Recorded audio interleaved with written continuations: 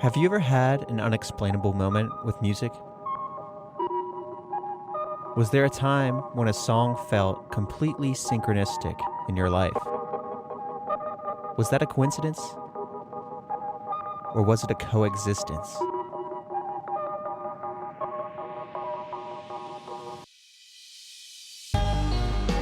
Today, I invite you on an extraordinary journey into the realm of harmonious encounters where music and spirituality intertwine.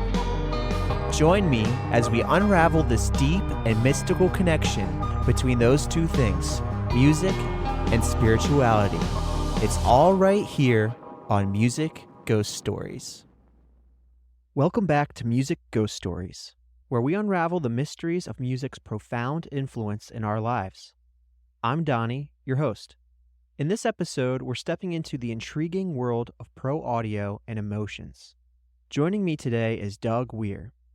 Like myself, Doug is a mix engineer. For those of you that don't know, mixing is a technical yet artistic craft in which multiple sounds within a song are balanced to create a harmonious blend. What's unique about Doug is that he's made his way into being responsible for shaping a lot of the top charts in Christian music. His impressive lists of credits include bands like Mercy Me, Skillet, Newsboys, Anberlin, and one of my favorites, this year's self-titled album by a band called The Maine. So I've been meaning to speak with Doug for some time. Doug was so gracious to speak with me over the phone today. Of course, we nerded out over audio techniques and equipment, but then Doug's story takes us through the intricate tapestry of how songs are shaped with balance, how music resonated with him emotionally, and reoccurrences that he's experienced with music throughout his time. Let's dive into that world where music transcends language and connects us to something truly universal. What's up? How are you? Good, man. Dude, your place looks incredible. It looks great. I'm trying to get it to sound great. That's what I need to Yeah, do. that's the hard part. Mine sounds great, but it can be rough looking. Yeah. The attack wall looks cool to me. It looks like Yeah. you know what you're doing if you have one, because it's definitely not consumer grade stuff. It was really bizarre the way that these just came down here, and I didn't know what to make of it. And once I set them up and got things rolling, I had to relearn. Like, mixing has not been the same. Oh yeah, definitely. I think what I've learned in my time mixing is finding ways to force yourself to zoom out. And there's a bunch of like really bizarre sounding techniques. It sounds so weird, some of the things I do. It's more about actually hearing the entire picture, but just like a dumbed down version. Like, you can get your mixes so perfect, like texturally perfect that way, but you definitely can get completely lost in the weeds. I know. What this is like a venture of the spiritual side of music. It starts with mixing and getting lost in the technical aspects. Then it moves to mixing to serve the song. Doesn't matter what you do as long as it serves the song. Then it goes in the rabbit hole, like, what is the song conveying? And then it starts to go into the story or the emotions, right? Then I'm like, okay, well, it doesn't matter what I'm doing, because no matter what I do, if it's not serving the song or eliciting some emotion, what's the point? Right? What I found interesting about your stuff is that I think you said, like, part of your story was that you started front of house at your church or something. You know what? I guess that would be that would be when I was like 13 or 14. My very first experience with EQ was that, but Okay. I wouldn't say that like that's a super influential part of what I'm doing now. Yeah. But yeah, I guess, yeah, I forgot about that. That was my first experience with the technical side. Besides, like, I played guitar. So Okay. that's how I got started into this whole world. What took you to mixing mostly like spiritual related music? Like the You gospel. know, it's just the place. Like, I grew up in the church. I played in a Christian band, and Yeah. it's so just a circle of people that I ended up working with, like Okay. just proximity, I would say. I really loved getting to do it, obviously. Yeah. I think it's being in a Christian band and just having that network is Yeah. how I got into that. There was like a phase where I felt like every band was a Christian band locally where I was. When I played on a Christian band, I said we would go on tour right? But it wasn't a tour. We would play every youth group. But I got to see every sector by being in that band, like every sector of the church. Like what was the band? my band was called Salvaged Souls. Did you like how far did you So I'm in okay, Maryland, so it yeah, would be one of the surrounding states. We didn't go further out. sure. And but that was the coolest part is I got to see every little bit of anywhere from like, yeah, come in here and play your heaviest song. Can you turn it down a little bit? All Ugh, the way to what is that? Is that an ugh, electric bass guitar? I need you to put that in that closet and do not grab it until you leave. You know? So I learned a lot from being in a Christian band. I'm sure you have too. oh yeah, So, but that network brought you to like, I guess the guitar in that band got you into mixing, and then the people you're associated with got you into the yep. so let me ask you this. Have you discovered yet, or are you trying to discover how your mixes can, because I mean, a lot of the stories, like the songs are emitting some spiritual Christian type music, right? Right. So have you like cracked into how your mixes can bring that in? You know, I it sounds very unchristian of me, but Yeah.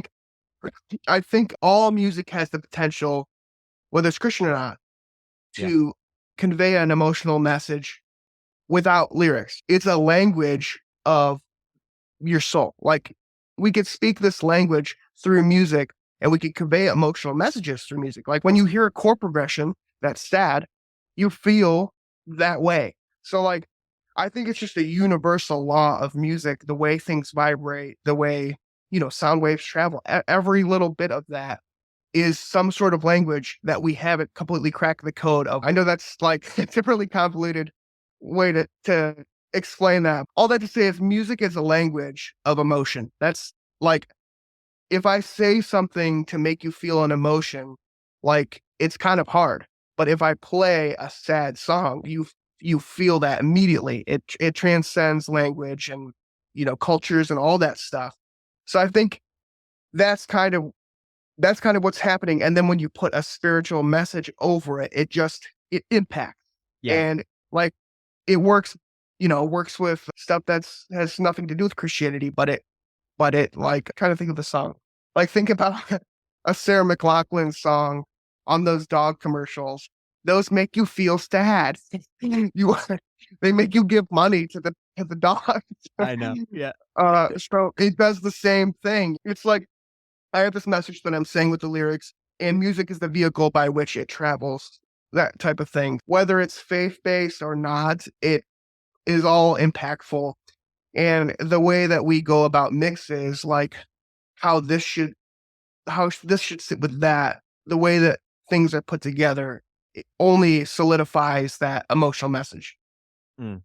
That is there's some gold in there. That's Yeah, you just yeah. gotta really dig. Yeah, I Gotta know. really dig for it. Cause like, Another thing I, about this podcast that I'm trying to do is definitely make sure that there's no discriminatory like sector. Like I want to open it up to all different varieties of faith, music, instruments, everything. I think just like you said, you don't need to have any words, you can just play the music. There's something within there to where you can feel it. And why is that? I don't think anybody really knows. Have you ever had an experience where you heard music and it really resonated with you like that? yes. I don't think I've ever told anyone this story. This is really embarrassing. When I was like 4 years old or something, I had bad teeth when I was a kid. Like I had to get fillings and crowns a lot. Luckily, they were baby teeth, so like I don't have it anymore. Right. But I had a crown fall off, and at the same time, because I was sitting in my living room, like probably chewing on popcorn or something that is bad to eat with that stuff, and I felt my crown fall off, and then all of a sudden, this Enya song came on, and it was that "Anywhere Is," like dun dun dun dun dun dun dun dun dun dun dun. But the chorus is so sad and like but hopeful and all this stuff. And I went to my mom and I told her, "Hey, my crown fell off," and then I started sobbing because I was thinking about like how my tooth broke. But then I heard this Enya song that made me so sad, and that's when I knew there is some kind of strong emotional connection with music that can affect anyone.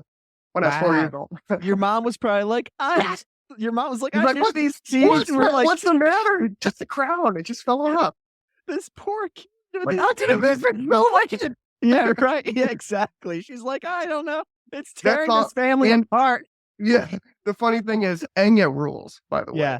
I put that song on for my firstborn when she was like 2, and she literally started crying when I put that song on. She was like, when they like, well, I don't know how old Donnie is. But, He's just 2 months. okay, so at a certain point, they will have little emotions where you can see it coming. Like they'll have like they'll be a really sad face, and then they'll start crying. That's how you know, because they cry all the time. Yeah, But right. that's how you know it's a sad cry, because they make a real cute frowny face, and then they start crying. Yeah, But I turned it off immediately because she couldn't handle. Oh, But it just it literally, it's a language you're born with. yeah. It's Wow. really interesting. Music is a language that you're born with. Definitely. If my 2-year-old who has no language can understand it, it makes her sad. Like, how much more universal could it be? Yeah. Yeah. That's insane. Was there ever a moment with music that was more unexplainable? Oh, nothing's coming to mind there.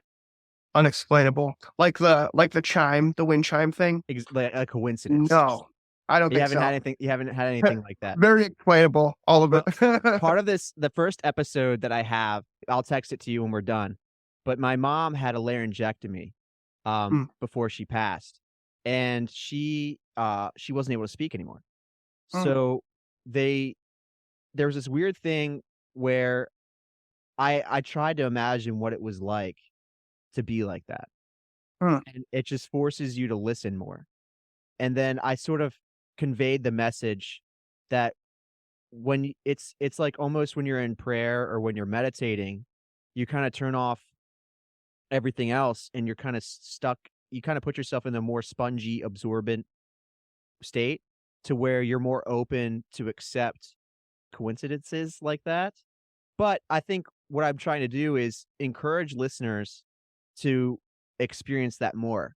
So little gifts that surround us each and every day that we just kind of like walk past because we're busy. It's kind of like more like, hey, if you're listening to this, pay attention once this is done, because there might be some gem there that you would have never known. When you're shopping or when you're out and about and you hear a song, just peek in for a moment and just see like, okay, does that relate to us today or something like that? And you might find that there's something there. Yeah, I'd love to hear stories like that. A lot of people will, and I think that's going to be like the best part about this is like the networking. Because one, I wanted to meet you for a long time because I listened to your stuff, and then you just did the main, which I thought was incredible. And then but the podcast, I'm like, this is the perfect excuse just to say hi to people. Yeah, of course. Is there an artist that you're like a fan of, or like a band that like constantly follows you? Like they're like, oh, it's like we're with Doug, so of course this is playing. Or like you're going out with your wife and then this band's on and then she looks at you. The closest thing to that would be like if you Shazam a song. At one point, mine would always be Ryan Adams. I would be like, oh man, what's this? And it's Ryan Adams. Not Bryan Adams, Ryan Adams. Ryan Adams. Yeah, he's the Taylor Swift for dudes, I think. Really? He even did a Taylor Swift cover album. It's all the bands I Shazam, and it always tends to be the same. It's people that I never really got into, but every time I hear it, I'm like, I like this. And it's like, it's probably the most, I need to look at my Shazam. It's probably the most embarrassing people. The music ghost of Ryan Adams haunts Doug. This has happened a couple times. When I've Shazam something, and it's Goo Goo Dolls. I never got into Goo Goo Dolls, but Dude, I'll be like, yeah, this is a jam. Dude, and then yes. They actually have a spiritual aspect to their music, I would say, in some way. It could be because it's the 90s and it's a little bit nostalgic for people our age. But yeah, I think that might have a lot to do with it. Because, it reminds me of simpler times. Yeah, I wish music sounded like that. At least some parts of music sounded like that still. Yeah. So we'll conclude it with this. While you're mixing with these bands and artists, if the music that you're working on or somehow your input on this process of creating and releasing music could send any message or convey any emotion or whatever to its listener because of your input, what would that be? What would that message be? I just want people to just get lost in the music, to get lost in how it sounds, have the, just like, you know, resonate with the music, just feel it. Because that's how I experience music. When I hear a song that I like, I don't think about anything else. I just get lost in the music. So that's what I want to do for people. I want to make people fans of the bands whose songs I mix. By it grabbing their attention and Yeah. And just making them loving move. it. Yeah. I want to make you love it. And it doesn't happen often, but if I get a song that I'm just like, nah, this isn't very good, how can I make it sound engaging and make people love it still, despite I feel like I have saved songs by making them sound awesome.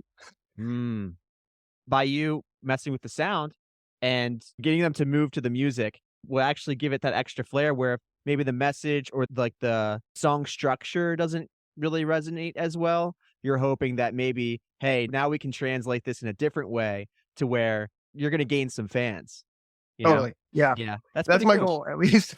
Yeah, and it fits the craft too. I mean, being a mixer, that's people that hire you. It's in their best interest to make sure that what they're creating does translate and gets that Oh yeah. resonance across. So Yep. that's Totally. awesome. Cool, man. Yeah, dude, I loved it. So thanks for reaching out. If you gain anything, I hope it's some sort of motivation or inspiration to take music to like more of that emotional, like bigger Totally. picture. Then also when you're out to listen and pay attention to what the cosmos is sending you, like as Sure. far as like little gems of music. Yeah, Um, totally. Yeah, and then once that happens, share it with me because you'll be like, dude, I Yep. swear to you, this song was playing right when this happened. Awesome, bro. Well, It was great awesome hanging. hanging with you. We'll talk soon. All right, man. I'll talk to you. All right. See ya. Take See ya. care. You too. Bye. That's a wrap for this episode of Music Ghost Stories. Doug's insights into the language of music and the art of creating resonance are truly captivating. We hope you've enjoyed the ride, and we encourage you to open your ears and hearts to the musical gems that surround you every day. Music, after all, is a language that we're born with. If you've experienced any musical synchronicities, or simply want to share your thoughts, please share it with us on Music Ghost Stories Facebook group. Your stories and experiences are the heartbeat of this podcast. Until next time, everyone, though this episode's over, keep listening.